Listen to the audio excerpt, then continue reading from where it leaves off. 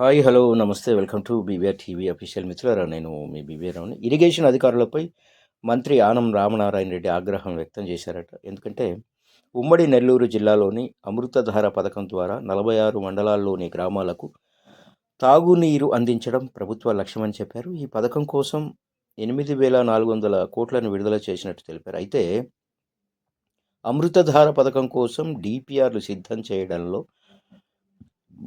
Irrigation అధికారులు వైఫల్యం చెందారని ఆగ్రహం వ్యక్తం చేశారు. స్పష్టంగా లేని ప్రాజెక్టు రిపోర్ట్ను ప్రభుత్వానికి అధికారులు ఇచ్చారని, ఇలాంటి ధోరణి వెంటనే మార్చుకోవాలి అన్నారు. వెంటనే సరైన డిపిఆర్ను ఇవ్వాలని చెప్పారు.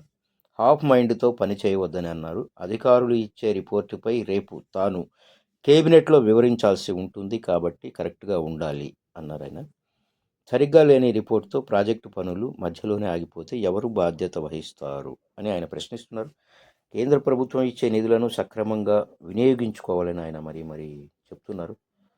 సో మంత్రి గారు మంచిదే, అన్ని డిపార్ట్మెంట్లో అలాగే ఉంటే బాగుంటుంది. ఎందుకంటే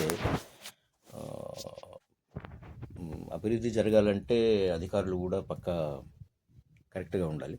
సో రామనారాయణ రెడ్డి గారు, ఎస్.